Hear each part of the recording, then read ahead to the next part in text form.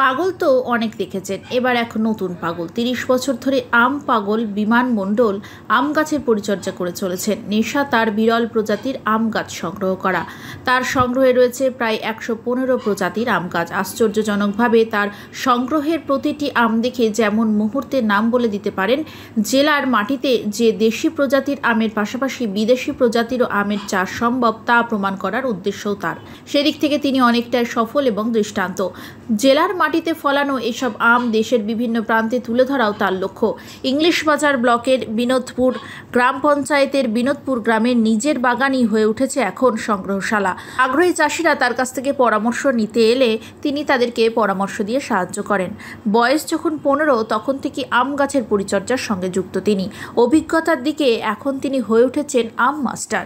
আমার বাগানে মোটামুটি সব বাগান মিলে ১১৫ রকমের ভ্যারাইটি আছে।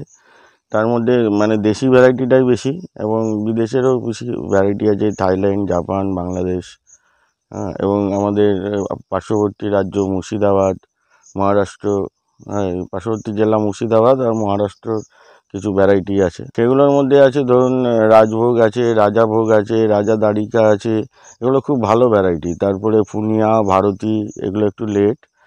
আর সবথেকে লেট ভ্যারাইটি হচ্ছে বৃন্দাবনী। বৃন্দাবনীটা এখনও আরও আজকে হচ্ছে জুলাইয়ের ৯ তারিখ। ওটা মোটামুটি আপনার জুলাই মাসের শেষে পাকবে বা আগস্ট চলে আসে পাকতে পাকতে।